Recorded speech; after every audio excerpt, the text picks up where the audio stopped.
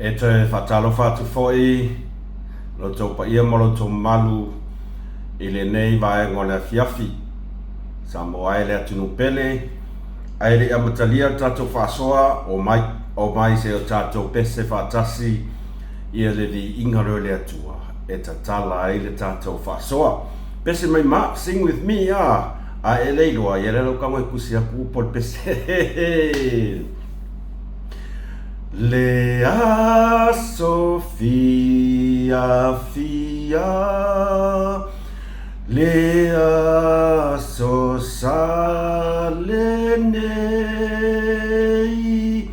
Hia Tatou Ta Puai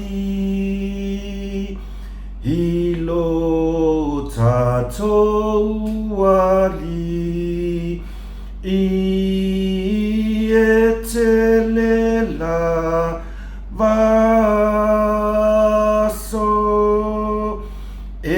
tupu ai tinga a ole nei lava a so tatou te filemu Lea so e paia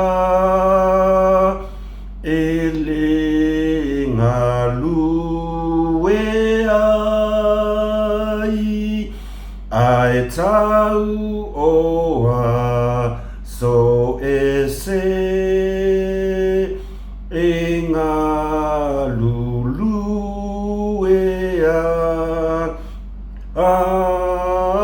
Yesu ia e alofa ai ule o lanei ia tamauai ma o e ile nanu le Kalosia pe a whai o sa au upol PCA ua li vaso ia ka kele koi PCA ia PCA ua o ngā fo i tātou mawhtanga ia whai mo tātou pese e le ngata e le ngā o ni pese whaasan mau sau fo ia ai whai makoe kau langa mai vai kai mioka ako ia so lai ia whai PCA ia evi ia lava le alofa ma le anga leo le tua lo tātou tapa au siri le langi ia o le nei fo iwo tātou au ria mai le nei tu la fiafi o le aso sa pati le nei o le tua ia e iai lava le taitonunga o lo oso longa le lei lava mea uma i le alofa ma le anga leo le tua e iai fo i le wha moe ma le tā ofi le nei au auna ia sa au tōru fale fo i malu ese ia awa tapua inga masani lava ua masani ai si o tatou atunuu ia so tā taitas ia talosia ia o ngā le upu fola ia au na totofi le atua ia e faa o le ata unga o le mea ina ia faa ia e whai mata iala ia whai mata iala i le tātou whai ngā malanga e le whapea ngā le loko i pu e laka TikTok e le whapea ngā le loko i pu e mai le video TikTok ma le video Facebook ma le video de YouTube kalaula e le ngia o mea kau kani e ai o whai u foi man ia nei aso ai le lo po fa peles pe ia sa ofi mau wale le mai ka karo mo sa ofi kai ai la ngai des ka kai e fia le lo va pe ka wale pingi mai sa o sa video nge sa TikTok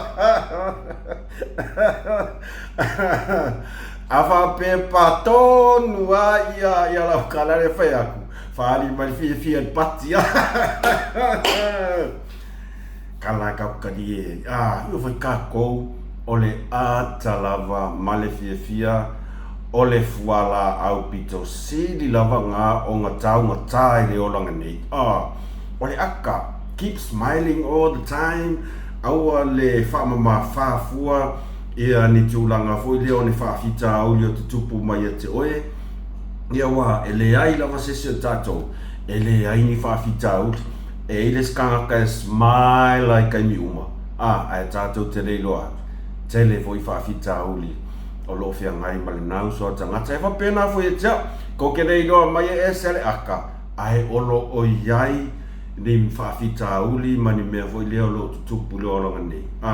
ia e pe kau whaakuka ia i whai ngā malanga ai whaaftai lea tua ia i uman wia le nas le ne yaso vi ia rona ngale lei ma lo leo na sai ma lo lava le taua tai lo topa ia molo to malu samoaila tino pele ai mai se lava i wo mapa anga ma lava a MUSS Ma Le Fa'asoa o i latou whapeo na fia e mafuta mai si o tātou atu nuu i Samoa ia ai mai se o si o tātou uso atua oi motu se sae e ko a ke le ana i tātou pa anga o lo mafuta mai i Amerika Samoa e whapena fo i New Zealand so se vaenga o New Zealand au kilangi Wellingkonge o ke le iloa o kau le iloa le ko kele i la kou ia o lo mafuta mai i New Zealand whapena fo i Australia Brisbane o Queenselangi Melbourne ia ai aila mameanga nga kusai so o mai whapea o whea ia o Brisbane ia le mafuta atu nei po se street whapena malolo no sai o le mo le atu u fai mai e kafe so asu sumal meri le malo tele Amerika Samoa mai o tau ia fatalo fatu fo i MUSS Ma Le Fa'asoa i le nei vaenga le fiafi Alaska nge ike iau ko whapeo ngā loko ko lea e le ngalo o tau Hawaii o Sweden, Spain, German, so se tawhai fio nei lau. E toi o folo fatu, ma fatalo fatu, MUSS Ma Le Fa'asoa e sua whaman malo Iesu Kiriso lo tātou alii, ma lo tātou whaola. Ta mama tina matutua, ia ma lo lava le soifua manuia, e whapena foi i au na totofi alo tātou tua. Ma lolo on sa in ne yaso ia tatonu, sa matuai mai a ale tāpenanga ia o le upu fola foi ia awa foi ni nganga se tele ona ia tātou tangata ia mai manuia o se o tātou watunu pele Samoa ia mai tātou mata upu ai awana ingalo like share ma subscribe ka ko channel e se ko onga ka ko ke like so ke dei lo para mi fanka ngar ki liki ale like o ma fo ya pula Oukou ke dei ko fa ya ko fo ke ya ai like love share subscribe ile ka ko channel fatea mo tua sina ya sina mta upula titi lava le e ale tato YouTube ma le Facebook le anga ia ina tato pa anga sa meli mai ta o le fesili fai mai o le asa ufikari MUSS ai oso mai les malo ava taxi le asa ufikari ai i le YouTube ma le Facebook o le ale mea e fai ngofi ia o tele iloa tali i le fesili o tere lo pra ko inga kali ai le ko inga fisili le fa mai po fel me fa ingo fie ona monetize mamawai ia tulanga i le seleni ia te ulava ia na tere mai lo ia inicio fina ngalo isi tere mai lo ia but ila awa ia va ai pe tato va ai to ale le i requirements la sau i le Facebook e te tau o nao o au followers i le se full wafi se full wafi ai o le YouTube e te tau o na e au sia subscribers e afi ia fuafuala i ai le se full wafi ma le afi ia o le YouTube foi e te tau foi ona e au sia tūlanga I o watch hours I le whawhi I le whawhi ia ona monetize lola ia o lau YouTube e whapena foi I le Facebook o lau vaaya I le senga I tūlanga tau monetizinga o le Facebook e pei e sasa mai lunga I le fia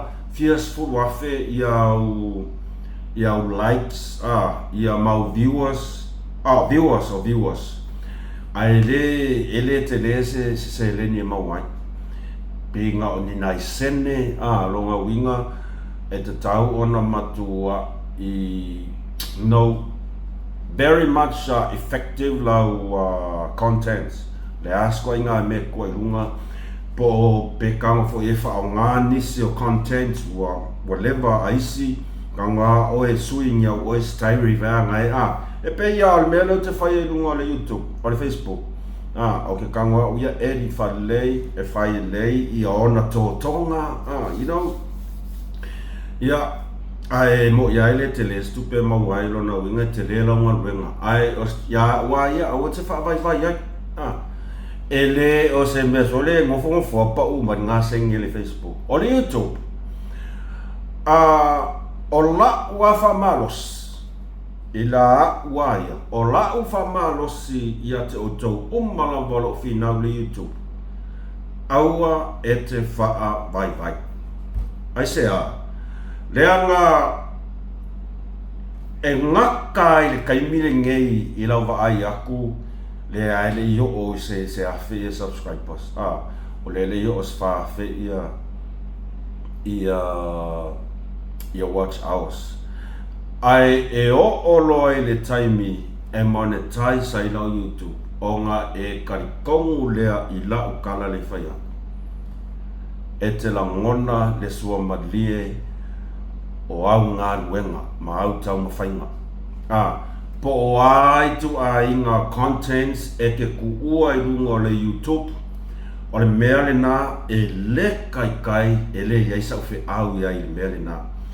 Po o whaapea e te whaonga ina mai ni contents anisi ona e tango loa lea, edit whale lei mawhai mātango o fie e pei lava o oe ona e le aisa o fe au I le mea ni nā. Le anga sa makua I whaile le iau su enga I le YouTube. E mawhai,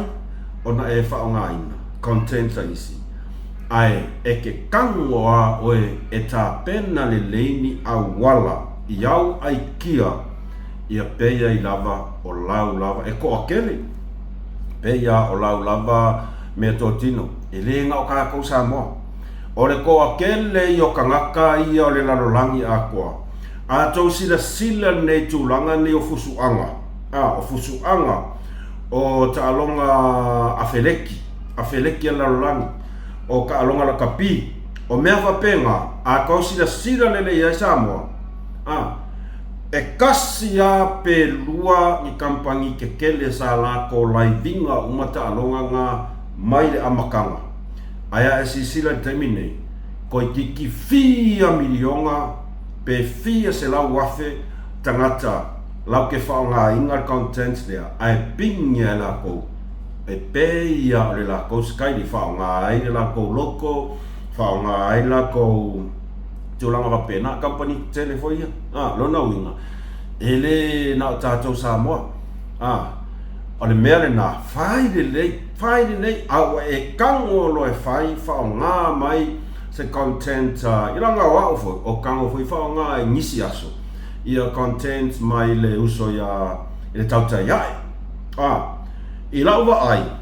e au ngā le ale wingolo tala o lea tātou te promotinga ma share atu I le lalulangi ia porkalame a tauta iai e mata upu tā ua lava le nei lea e afo pisa o e tato tunu e iai isi e pei e misi reanga le se wa ai I le pokalame a tauta ia e maua mai a Oukou e iai fo inisi o latou pe ye tūlanga fo ilea aunga kai afo maka poka lame a koa ale sunga ya la fionga ya li ataua ya la fionga le afo Tuiā ia o Whaftai lau ke whaanga la me kaua draw ile interest o ingala a matai loa ona tuli matai por kalame Tuiā por kalame le ataua ma por kalame tu epa vai ile le ngā ka ngā le fai ai kango fai tu iai lo fai mea fai o lo walo ki fai aku sa matua fai leo susuenga ma fai ona fai pau lava le me fa polenia i tatou ina ne tei ua iai stulanga lea ua whatetainga o le Tuiā nei te iwa Yesu langa le wa mga o ka ia aua nei toi whaonga nisi ia la to content ia paula na polenga ai o le mea ia le YouTube whakanga okay ia ai keu whali le ia ke o fufu ia sia kapea whapea langa le kau ke promotinga ia Tuiā o le kau ke promotinga foi ia le foi ia le atoa sa lea man po kalami promoter ko matuira epa o ila to uma ia le tatou te fia tatou te wharongolonga ia mai sea kama matu ia kama kua ia o ka ngā le fai le promote ai ke ia whapelo le po o to whai vai malai ai vai la wali ia si le poloka o le ave le YouTube o ko fai ongi ko fa ngā ingisi ka ko porkalami ia wa ye di fa pe nga lu po siu ka ko no pe nga fa ngor mea fa ya ko fo monetize lo YouTube nga ka kong lo la ile so malian me o fa vai jam fai pe to tele ana ta to wo mana ta to pa anga lo fia lava o lo nga lue awa ma fa mo Tuiā ia va ai mamau fa pe kaunga o ku Christmas ngai ua lakalaka fa pe o lua se lau au ia o subscribers kaunga o ku Christmas ngai ua fa pe o valu se lau o me va pe nga ai ke manga o loa fia va ve maua sa wafe subscribers o ngai ama ka ngai faki you know, talking from my experience if I pe na finga me le fingo fie ia malolo fo ila to fa peona monetize la to YouTube malolo sai malolo lava fa pale ia sa nga ia ngila ia kai makua iping ia ai fai le ka ko me ke o copyright ia isi au pokalame isi video se masa ngo kulunga copyright yo ka ngo remove au tato wa fasoa se kia mea ele ai masa mea fale to no ia pau na se ani te la to sa whapea ona fesiri mai i lau wa ai o le YouTube se kia o le Facebook okay fo ale senga o le kaimi monetize ai ona tau sila rolea i le sasa a le YouTube ia ma le nganga tumu le whaalor tele o ia ngei ele sau le breaking news mai sa mwafai mai lo fa lai sei su aku ka ko breaking news leo o kau ke ia fo ia ole breaking news le sau mai petesa ile afia finei vai mai na ta vai mai ua manga ole taita yo le hero pp koe fausia se lato no fuanga au tu fo ona ua ika ile ofisa ku kongo le fast party o le mafuaanga le na o le raffle tickets nga ua koe faa salalau mai ua ika yo le kuanga ile vai kule au le lei o no fuanga tu tono o fato tu le tu sa motas le ana koe fa salalau ila ko pe palulu au le mela lo ke akai pe fa pe mo o le pepa lulu le nga ora o ia fa savari auskari a mungi usila fai mai ia to tongi ai lo ia Ale fo e se fai mai e a fo e koe fa fo e la ko koe fa fo e la ko la to maota petesa ona ua matua yu wita la vai lo ai aku o kase au le ole ole ka akia mai ole maota ole fa atua i le atua Samoa ua tas Samoa ole mata upule o tenei loa pe moni pe pipelo tenei loa pe moni a le poti ai al vai atu tu sa o le sau mai kama sa o lai kongi o so upule kongi o kako so upule kongi o le ala sau fai mai yang anu fa le banga fa ka milio ngei pepa ia o le pese mai as kama fa yang ale lai oi New Zealand pe palulu tatara pe palulu fa kau ai longa ise se va ka o kalo fai kalo fai ia ele fa pe o fai atua pe o te ula po ke amu fo le ai ai ma ele ma fai fo yo no fa pe atu pe electa ua ya au le sao male le sao o le lipotile mai Samoa ele taua ya e pau le mea le o tau e lo mafau le fata ua le le tea se kova ai le mana io nei mafau mana io nei mafau o le afoi o le fatau pe polulu koe fafou fale pe kesa ua fi o kausanga e le se mea fai iai koe fafou o le manai o nei mafaufaunga e sili faafe atu ngai lo i le o mai lunga fai mai le kau faleanga la e lau kei loa me fai o le tangata ia e songa ma le tangata e finau i mea le lei e va aia kuloa o le lei mai ia se tau fai ngā lesi e le ai ia se mea la e alua i fua fai kau faleanga ma fai kala e faleanga i tau ma fai ngā alesi au so tangata o le ala u mea te tau anu fai e ka kauanga e fi ngau i karo loko ia ki oe la me o le ma fai ai e ka kau ango ma fai ia aua foi ne avea le mea le o le tūlanga o le ola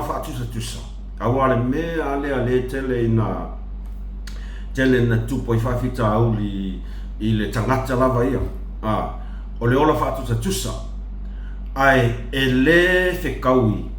ma le malosi la iai e le whapea lai vai a kuno ar ka vale fo wili Land Rover ar ka akara le whapea ke manga o foi la e ka vale la ke le whapea ai e ngalo nimo ia te oe e ala o ngā whatia e le la uso le ka vale ke le kauka onga e lei le ala ngā tupe lea a tona e sang pisingisi ia e lei sang ngā ruenga o le alakwa la leo o e kau mawhai e peidan me le tula i mai ke le popole pe sao pe se i li poti ai oko ai ngā mea ia sa kaunga mawhau e le hero pipi instead o leo mai whaleanga mai i a ngā ruenga ar whatuatua i le tua Samotas e ka kauanga vai a kuloa le e kauanga e ui a le mea veanga le ua le wakausanga e lei ma se mea ngawhai e le pekes anga le vai a kua Oukou mai mota Samoa e ui a ngā inbea ngā hapea o le kopi ngā o le whai kopi a mea ngika ngā kasa la e ui a ngā vai whapenga ai au ngā e sili whaafe aku le ngā ngai lo leo mai i luma whaahali mai ai lea vaa whaahali mai ai le mea lai kongo loko lokoleaga au ai ke ika fua i mea e whai e lesi tangata kango oe e whai sau oe mea moe wa ailan maa ngai an nawhina ngalo a whapea o le lulu leo koe whai e mai tai whai e sina ngā ruenga e whale leye ia wā e le ke le asese lengi e ongo fai e kaua ke o whakaango fai ke o whakaango fai White House le mea ia wā lai maa ngai ana ele lei ale ngā fwoi petesa kaua ke o whakaango e fai se mea veanga le e whakau ka vā longa e fai se mea ngare pau le mea mau ia olea ika ke ua mai eses ai o fina ngaloa ia male mangaku lo whaali mai mana ia tele mana ia wa ailan manga ia ngā mea ai ku uia leo mai fai mai le ngei mare ngā whaaleanga mai fai mai e mamala whangua fai mai o historical meo memorial maa mea ngai ai wheka ngofi o kou e whai ni kou mea lean mea o mawhai ai e whatua tua i le tua sa mo o tasinga whai kou o mai loa whai ka lai whaaleanga ma whaasaralau wali ali mai ai le tau loto e lea ma le loto tinga ai ua le hoi whai se kou mea ia mānei al sina le tu koe whai whale lei i le mota i petesa ua loa fo i le tau tua na mota i le vaenga whau whai le hero pipi fia ni tau sanga ola whai si umi whai si umi io i fora ia sa nga ia ngela io ai le kai o e whai whale lei kou lulu wha mau popo whale lei mea uma whai pe fia se lengi mau ai pe fai foi po a fiala kaulia o mai ngā pe palulu o ke nei noa sole o le lipoki rau ke mau mai lima lulu ai kasi kwaka e lima lulu ke re lope lima ia kako wha pe ia la lua pe kolu lulu he ropipi kasi whangu wala e whai ai le whai longa jore makua ula kanga kasore mo ia ele mari o lesi ala o lesi koinga o lesi au ala lea wa ko ila popo ile ro pipi onga o la ko fainga pi o ia oso mai lesi ka mai ki veanga le ka veanga ferwa e so fai mai o le kanga ma lo fangua ngo fom ko fa ka wa nga ile hero pipi o kala na mai o le lulula nga malo i les kanga i kwaka eka ngo fola i ele manga o fangua ai ngo fo fa ka pi i le na pipi le la ko fa i ele lulula sole ke ora kala sa sole se o ke fa ia ko sa o le kali mo ka mai ki vai kele le mafau e lo akua e sa o ala e fi wala ko fa mai e se des fangua e fangua le no ko ka o mai ka hero pipi o le whangua le sa whai e le lulu le fo koe whai ai le lulu momua le fo koe whai e le lulu maka o kia me whai le hero pipi maka o kia ia ai po yo ele e sau fe au iai ile tuana ele sau fe au iai ai ile mai kau sole o le makua i kau wha vale au ngei lulu sole kau wha vale au le lulu e iai skanga ka valea se fulu ka la le kau o le pepa o le kangaka lea sa malo le kuaka e karea awha pea e se lau ka la pe lua se lau pe afe fo isa na kupe sa wha alu i le wha kaunga o nga pepa i lulu lea sa mangu malo i whangua lea imagine e fia le kau o le kuaka e kare ia ngei sa mua o le mea ngai ka uwha o ngā ia i ma whau o skamare ngau so mai whai mai lang kala i lungo o le Facebook pe se fulu afe fo i le kupe pe lima ia o ke longa i sisi ngā alusanga lima afe let's say afe ka la ngā wha alwa ka haka le ngā malo le whangua wha kaua ia ngā pepa lea ngā malo ai i le whangua kuaka eka e kusa lo ngā kau ma se fia se lau afe ai le manga o whangua le manga o whangua koe ngofo koe whakaua ngā i le hero pipi o aia koe ngā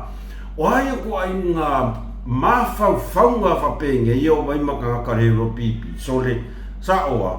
ngau ka ngaka mama so le vea koe fo ia kau ke pisa fo iai ai maa ia mawhau whaunga ma ia mafofauga le rupipi fai fa le kolulu koe fa fo wai wa ai la ngā mea ai au leo mai fua kau ka kala mai ma faleanga fua ora wa mai anga luanga ale fatotua le tua sa mo tasu mai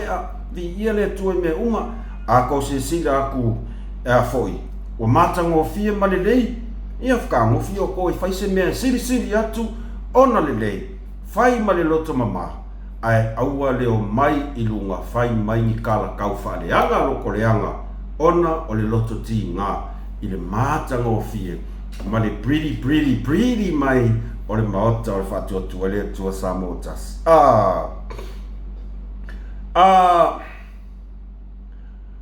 Se silai whaasa moa le tama iki lipi le wha mole lava.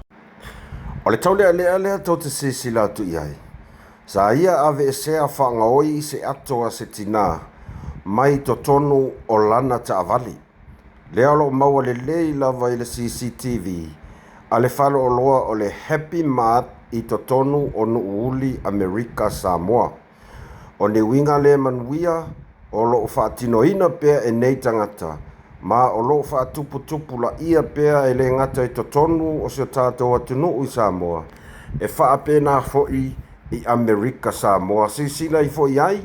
e matua i manino le leifo linga a le nei tau le alea ai se sinat sila fia, whaafeso tai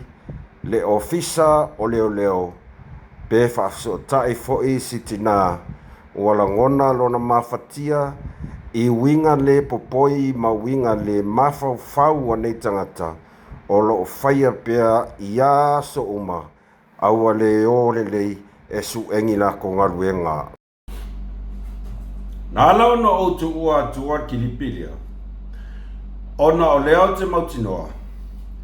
o le to a tele ia ona ia tātou wōma pāanga, e mā sani lava ona mā futa mai, ia i le motu se sae po Amerika Samoa. A tonu e iaise au ngā, o le tātou whāsoa, e whesosoani ai foi ina ia sa i lia ma maua nei tu ai ngā tangata, e whaia pea lea mio lea o le 5 kango ese, 5 kango wali. Whalia le whanonoa se tina,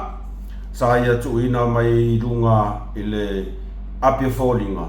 ma au mai ai lana wha maa losi ma lana warning. Ina ia wha ai tete tangata uma, i nei tu ai ngā tangata whapenei. Ua iai tu langa lea langona whanonoa alu aku a avere ako kongo kāwali. Ia, au te langona fui ole ai ni fina ngalo whaalia o tangata. E whaapea. Ia, e ono, tātou te ono whai te o ina i fōi isi tina. Ona o lea ua matua i tātou loa le lei moto sirafia. E le ngā le pau ai lea o ni mata upu mani winga whaapea tutupu. To tonu i Samoa, whapea nā foi Amerika Samoa. Rona winga, e ta tau no tātou whai te umai tu ai ngā mea ia. Lea ngā o leo tātou loa le lei. Tele whaalawe whapea nei tupu. Whatamala tātou, le ai se tūlanga foi lea, o le mea lea, ngā leo soi whawhuma ka avali alu loa. Ngalo ngā loka ka avali, ia po o lalo whamalama ka avali, ia pe iai le mawhauwhaunga lea, ngā lo wosa koe i le pe ngā kasi amingu ke kong ilo koe sau. E le i loa e ka kou ku ai ngā mea tutupu whapena. E le kai mea lako alau ka avali, paka le lei, whapea ngā lo laku aka o whi au kongu i le koe sau. Ngā whaaola ia leo lau ka avali.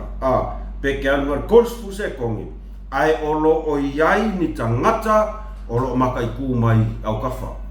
Koe ngā mea ngai kauang kako whai keke le iai.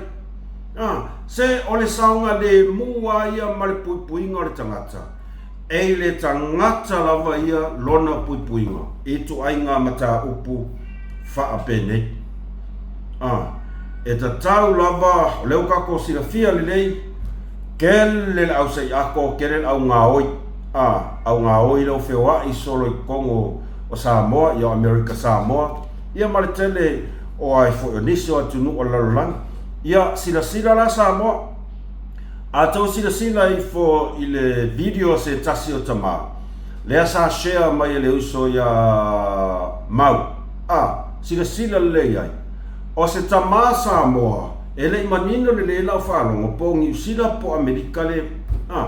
fai mai ngao masiono to lua e siakila ya la fofonga ya ayo e fofoa pe fai na maka vai nga wila ola siakila fonga mai alola appointment sa vali mai lo masiono to lua e o esa ili sina mea e famalostino po sina mea tau sami wala ngona fia le fia ai si ungari ia fam kal fa menesto ina na la sa vali mai awa ke ia le leilo se mea poki ar kamai kiki ilana faitau iai pea lalo i fole tolus furtau sanga mea uri palasi lalo kakiki le ala nga faali mai nga pue mai nga kiripi nga ilunga Facebook e a faina uma mata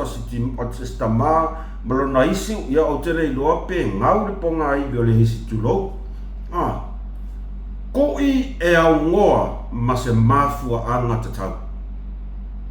ia le alau ta o sistema i le fale mai mo le vai aso atoa misi ngā luenga lilo i manatu o le ai ni whalavelave whapenei i tutupu mai a teia e le i mawhawhawina ngā o mai ala ua masiona a inga e o e sa ili se mea e whai fos whamarostino ola sa vali mea ka haka poki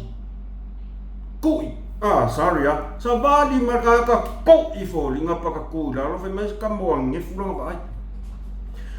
oi tu ai ngā mea whapena lea o tutupu mai taimi nei Samoa toa tele le au wheoa i wa makua i whelelei la isa le anga mawhauwhau o le whataita inga lana o mea e le fofoina e ke i ar kupu e whape ngā fo i la istina lea sa whaali mai lona le fia na Facebook ia na maua le lei a CCTV o le whale o loanga o Happy Mart in Uuli, Amerika, Samoa. A whapea o whafonga mai po o mai moa mai nisi o se o tātou motu sa Amerika, Samoa. Ngai makua i kiria le i a whoringa o se ri. E whaisinga pa e whaisinga umi ia le lope ke wala ku ngei okilanga rastaranga maua le a CCTV. O le si tūna, le alaina tupu mwe whapea, o le whatamala tātou, ma le manatu mā iai. Paka le lei, lau ta avale, ku ufa le lei i lunga, ia whamalama, a whapea e vevela le aso, ngā singa awha i ngisi ale vā o lau ka, o le whamalama fo ele whaavai whaasau se ea. Oso i whafo, loka le lei, lau ta avale ona e alu ai le peke alu akua ngā se fulu se konge ke alu akua kau se wheau e koe sauai ua e mautinoa o lo saunga le mu ma sefe ni au mea tō tino o lo ka kikia i kukongo le o ka awhani tūlanga whapena ia e le whapeala o whai atua mea o le autua ia tangata ia o ngā ka awhani le ai na o se whamanatu ia tātou mataala tātou e ona mea tō tino whapene a o ka ngaka ia e whaia le amio lea so leo ke whaia karsia ai maua karsia ai maua leo ai aongi maua kamikira ai seba ai le makua ka ngaka langa le ako va ai le lei ia or telefon ia lo pes telefon ia asko finge lea postina langa le ako sa vali a whai o iai ni tūlanga tau se leni ta tonu i ngā au ke ofo a uia pēr la whakau o se mea ai alau whanga a whai ele whai sa whanga a ngara e laku nge emi mika i whawhanga i loka māmaru ki ngā ele lei i a pēr whapea e aua e ke alu whaongai ngi me whaongai ai aua ke alu whakau ngi mea ai o ke ofo uia ngi koe inga kaka wapengi o le mea le kupu ua whatupu la ia le tūlanga i le toa tele o tupulanga makua i le fiao e su inga luenga. A ua manga ngao. E maua mai ale mea marfile mu mo e le aso a koa alai mafau fa pea o fele spot le la waluai fele masainga ke le kavara kulisi o fele masainga feo e kulisi ia ala e lunga ka ele la e mama pe ia ka ngaka e alu le ale ofisa ia ngala kuroko inga me fa pea o le fa manatu foi na ia tatou malava Samoa ua iai tangata ua whainga luenga mai ngoi ua iai tangata ua tausi mai o lato ainga i kupe ngoi ma mea ngoi o le lako ngā luenga na ua iai le plan ia paua aia o le kaimi ainga plan ngi ka aka ia o i le la ua loi happy mat te va ai foi po iai ses ia waku loa o le mea la ngai le oiloa e tātou le 2.5 la safety first fa mua loka le leilau ta vale ia matinoa ua ilunga ia fa malama ai sila ifo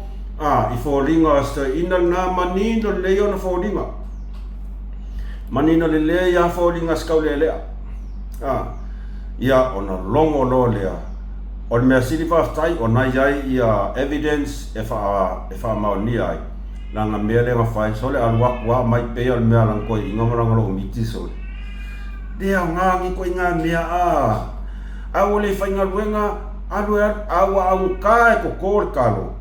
sa fa ile fali mole mape ko yalo mak le anga oi fai fifiringa oi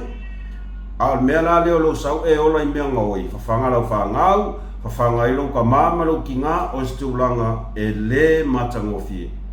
o stulanga ile tal fermai ia na stulalo fa pena ai nai woma panga umalava America Samoa sa ili fo peto te masangia o le happy mat inu uli America Samoa ngai kupuan meanga ia maleanga ngai tumu fa alo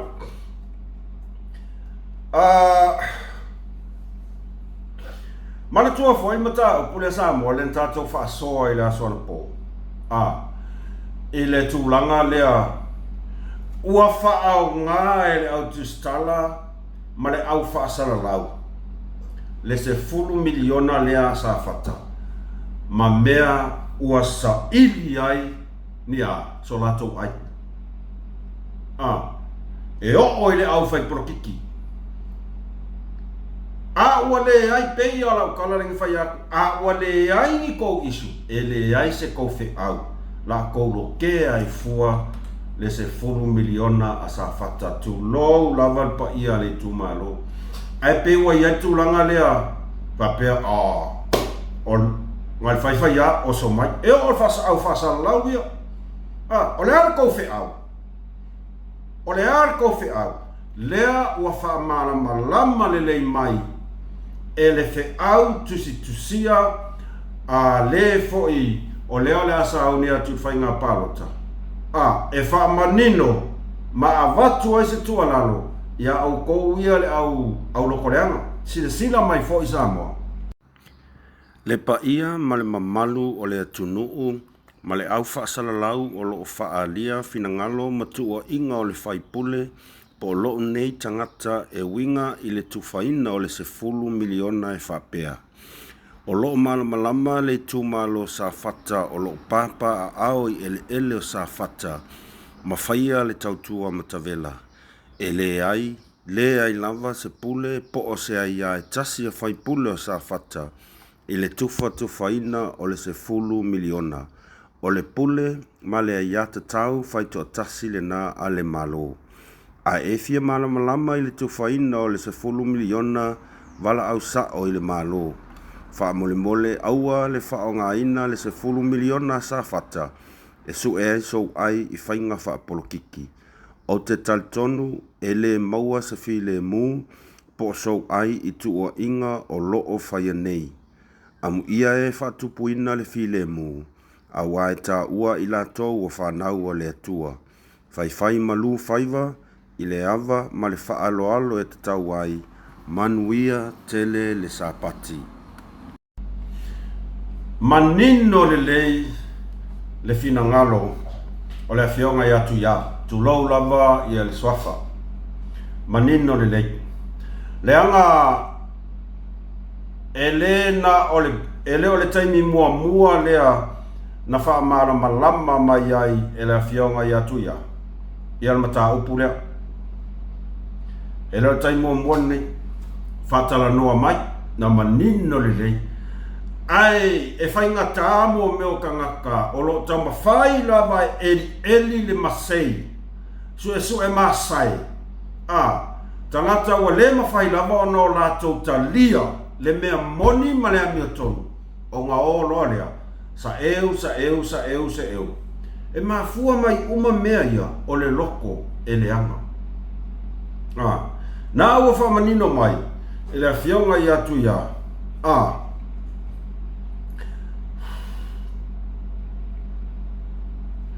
lea ua whamanino e le fionga ia Tuiā whai mai o lo o malama le lei lava lona i tu malo o lo o malama le lei ia safata e le whaatatianga ma le whaanga solonga o le process le whai nei yes o le ua iai le 10 miliona ua ready e le si fake page le ngā oso mai fo koe oso mai fo 10 miliona whai mai a ngā le 2 miliona le la ave e la au le mali e koa yaki le ofa malama mai le fionga ia Tuiā o lo o malama sa tangata sa fata o lo no nofo i lau ele o le tumano awai e angi ka ngaka se ba ai o mai ka ngaka e le ngofo sa faka o mai kula ko isu i maka opo e patino lava ia sa fata mal malo ngai ko ki sina fia le leia ka ngaka le fea koi ka ngaka uma e sau sa mo observa e sau fasala lau le foi nga linga o le fasala lau le nga fesigi ale kingu le foi nga linga ko e sau lunga mka upu le oso mai iti wa kiri ai a le maka upu ua makua i mangingo le lei le mafua angola ukala ua makua i mangingo le lei ua maea o Natali le minister tupe fa manino ele afionga al palmia fa manino mai ele afionga ale sa avea mawhai pule a fionga e Tuiā e lei wha mangi ngoa mai ngi mea kuskusi sa wha manino mai luma i wha atala noanga o ke rei loala pe yangi ka linga o ka ngaka ia mangi mawhau o ka ngaka ia e a lenga siso pe ngala kau wha alunga po le mea o lai fesili lai koe ngā fesili kau wha leanga sa ili masai lokoleaga e manga oa e su ese mea e whaleanga makua i e whainga maru e iai le kangaka ang whai mai akia whai mai o le mea lea ua whai e le afu e le whai pule leo whale akarua ua kauma whai e ave ese le attention o tangata mai le mata upu lea i le una lei rental e le wau whai akala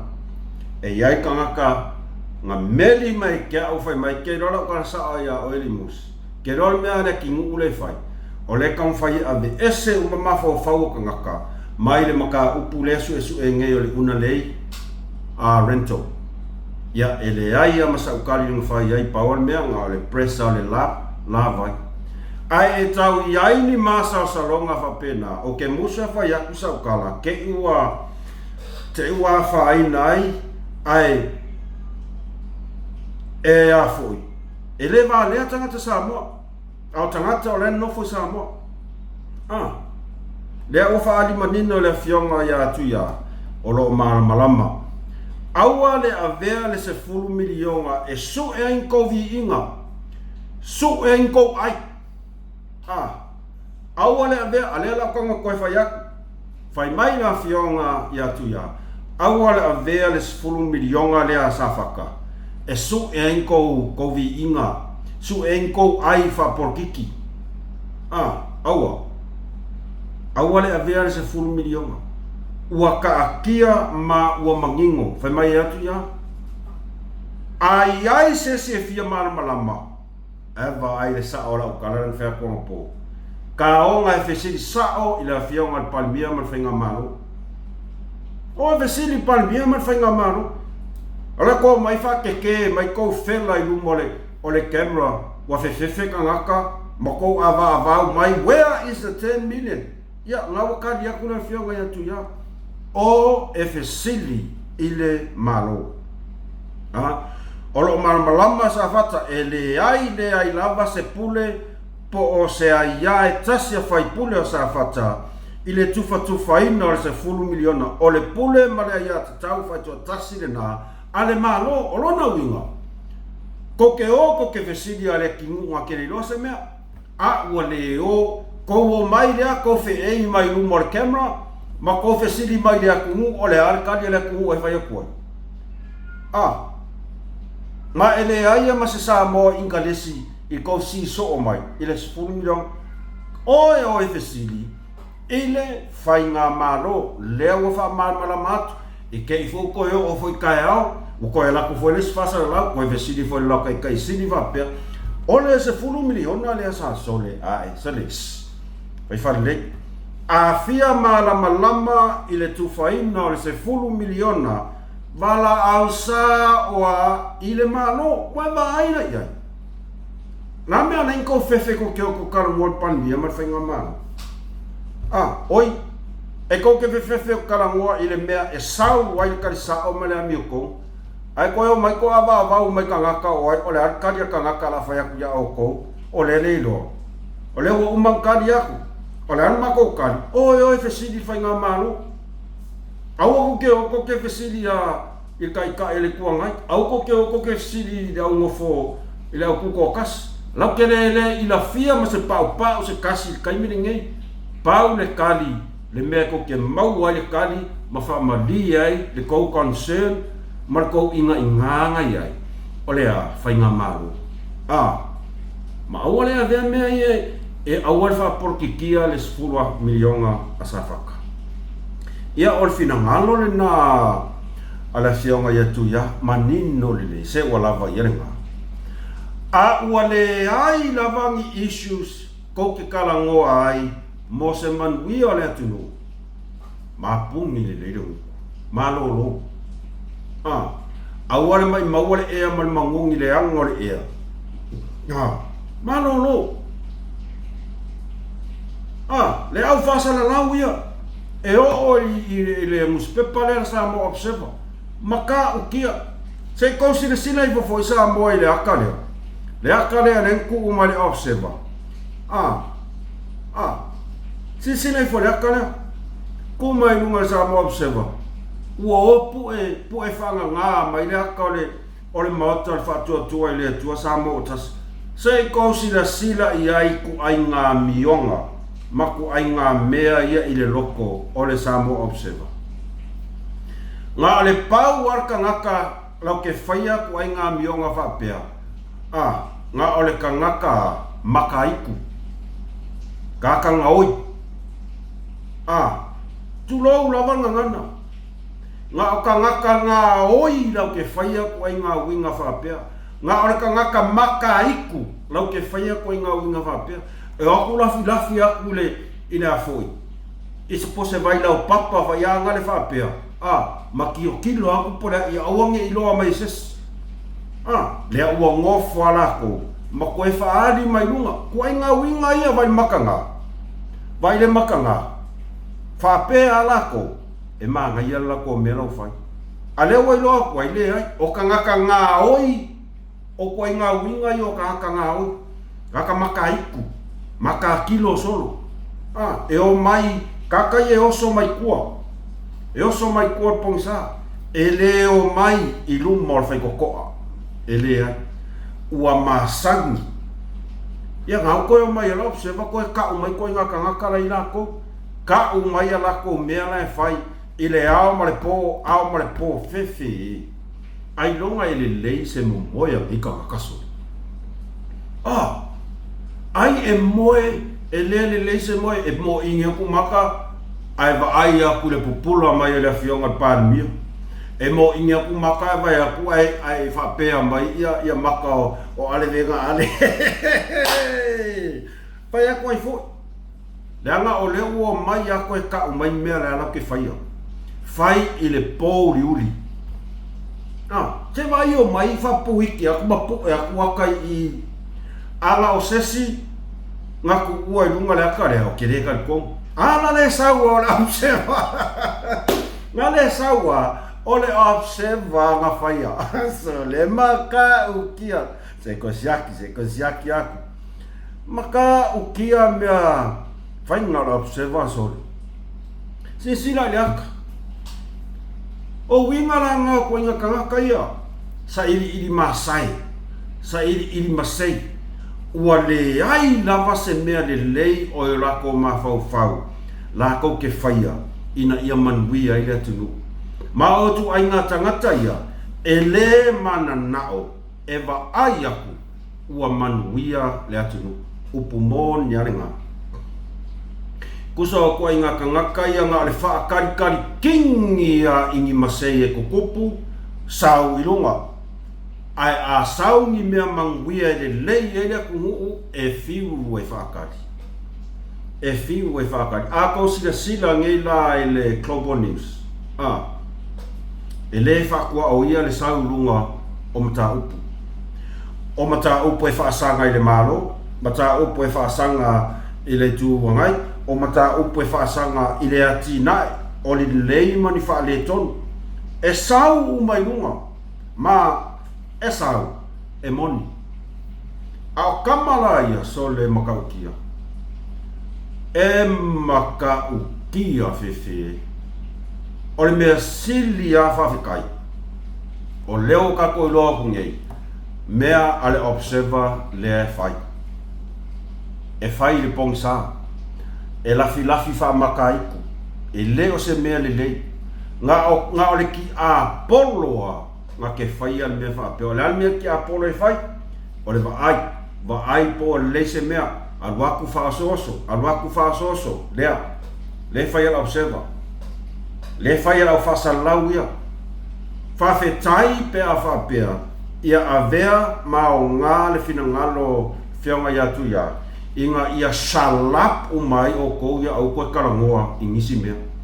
au ar koe mai mau ar kai mi koe whaasau e mangongi e karangoa mai ai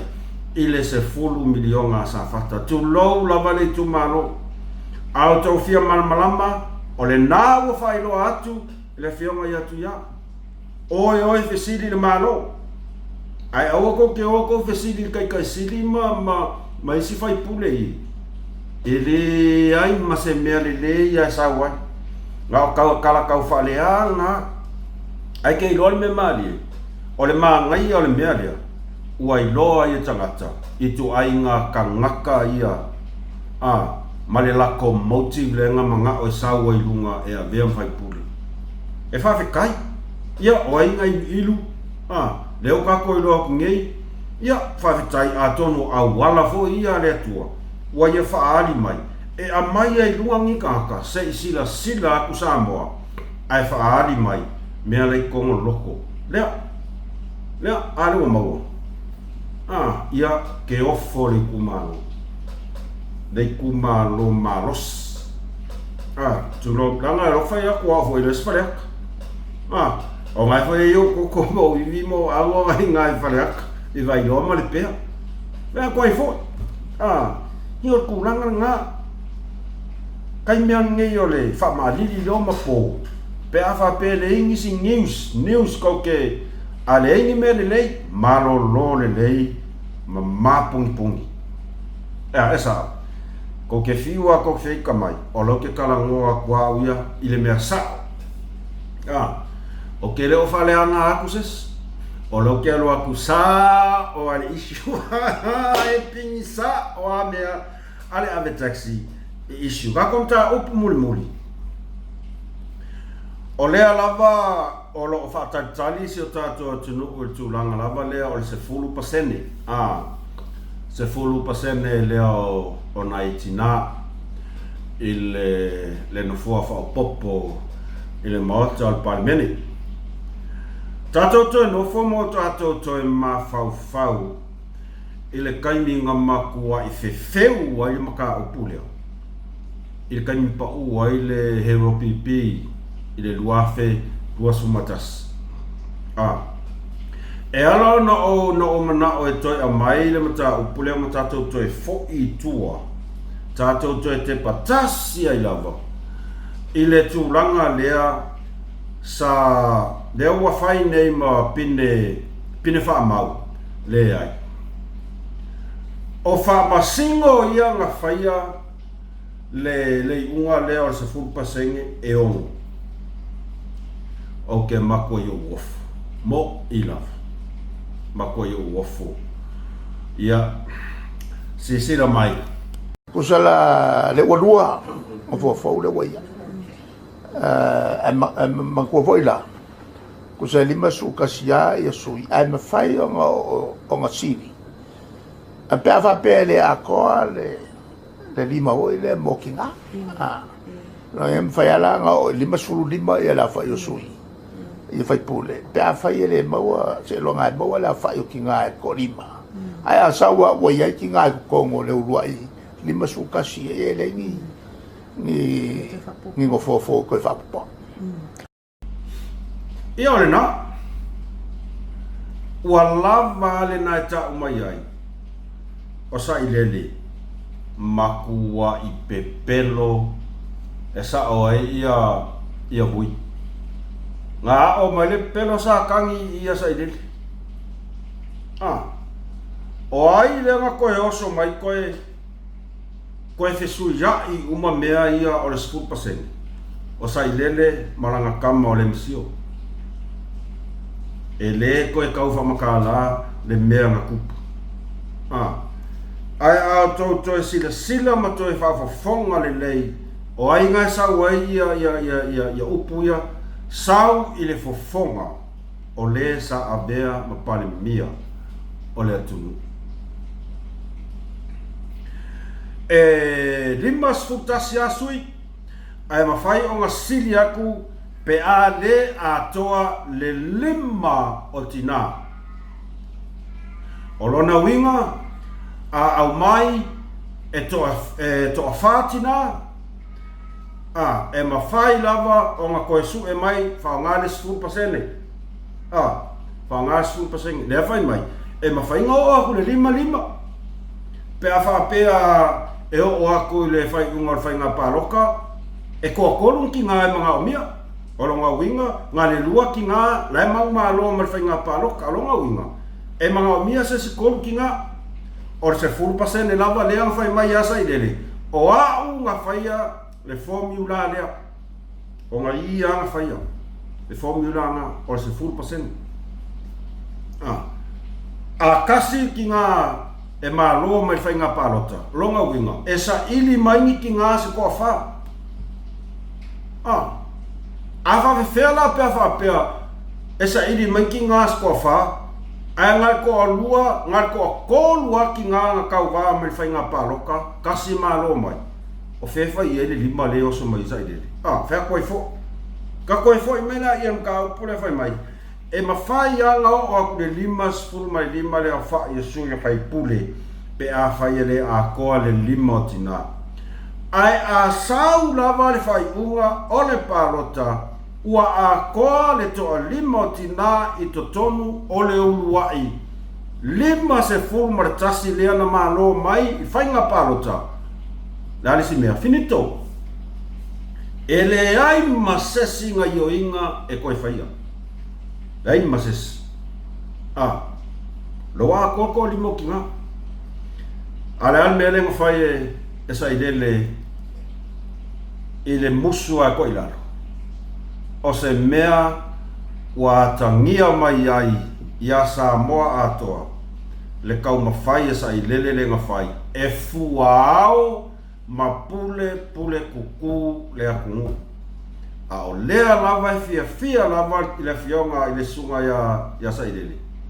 na te lau le la aule le mali atoa e pule kuku a ua lava lea e whamaongi ai pule sa i lele le whamasingonga So se mea lava sa makua I o ia asa o ngā au e whaalongo ia sa ile. Dea la,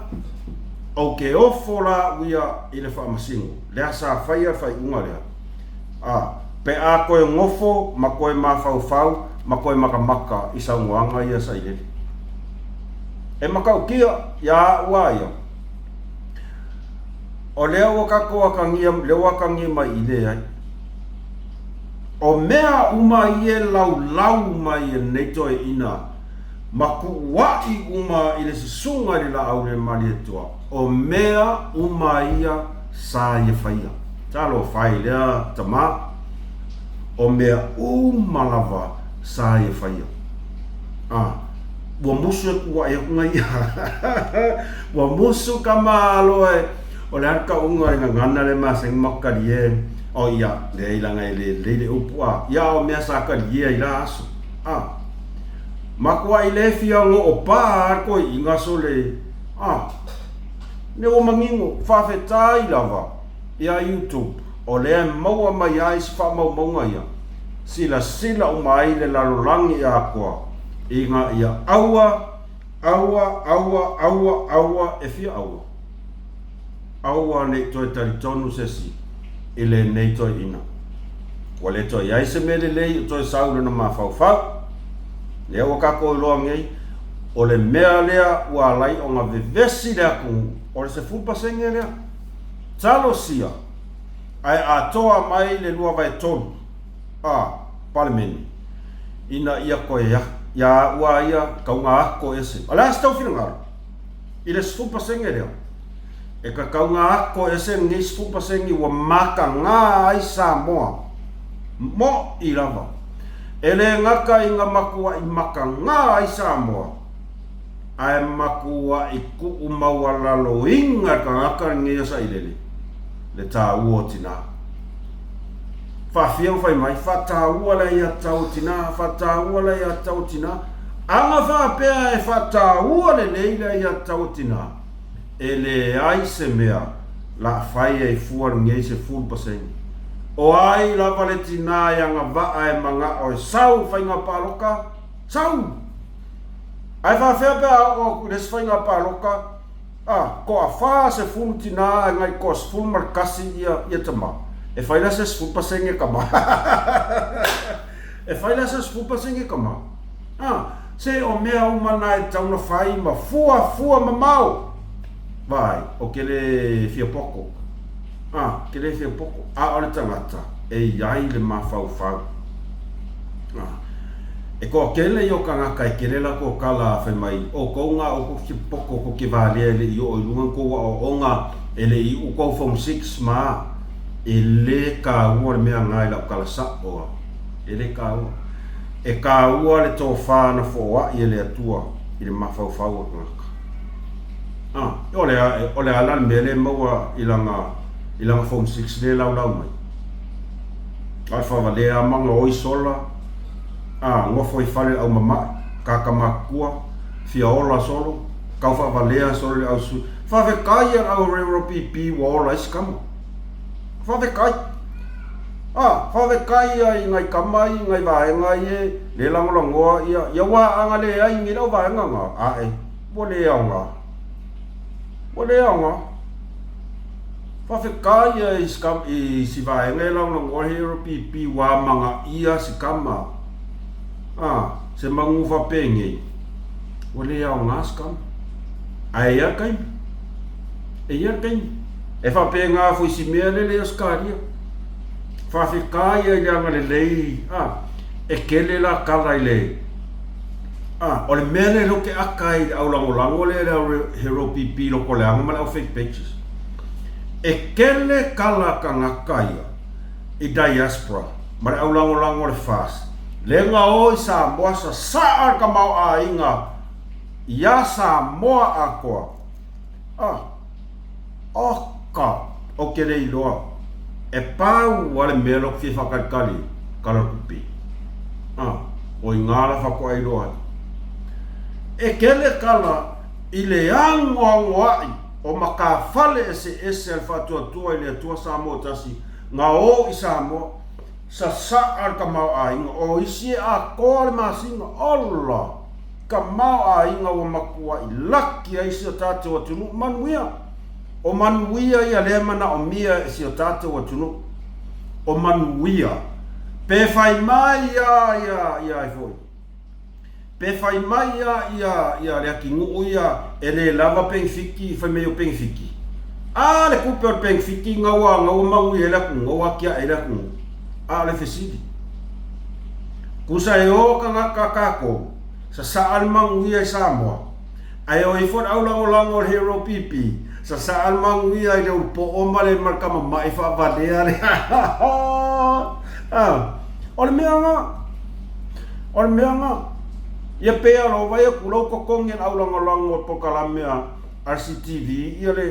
ia le pido ele kisemar pido ke fongi mal pido le o le vai a pulo vai e kere la kala ile o sa o kakako au o kongi pido le vai ma pido ke fongi ma ele kisia akanga le lo poro ko kongi foi la pipi ma fale kaka mama ila ngo foi ia kanga ai o fia ai ngai la ko ai ai o fia ai ngai la ko ai ale o ko kongi ia le vai ma le kisia arkamo fa ko fo wa ai le piti la ngalmia fa vale ko kanga vai e kau venga kongi mai piro la vai la wo ko kong o manguia Samoa misi ako le kau kala ai se pe yang ava e aia o mamereng fai mai ia mo waki ia o melanga o melanga mai e mo waki o melanga le ai ele ava nguko la vaenga ie valo lokoleaga mai kalo fai ia o tātou whaasoa hoi nai ne vaenga le fiafi Samoa ai ua te atonu lava le awhawhitu le fiafi ia pai foi sina malolonga tapena I foi moanga luenga I le aswa Tuiā ai whawhitai tele tō mafuta mai se whamolmole o le like ka mea tauria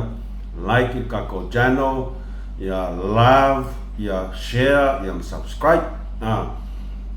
ai le whatawana wina se ngana o le tatamali I tau wafonga e whaamalulu atu malu avi whane le tau whinangalo whaamangalo mai sia auto au auna tato toi whiroa I fo I se aso I luma se so tato whasoa e yaini mata upu tau te whi whasoa ai ia longa mai I ona tato whasoa tula I se tato whasoa e mori taimi nei man wia tele tau manga malama God bless mai a MUSS ma le whasoa I Malaysia whaasai fua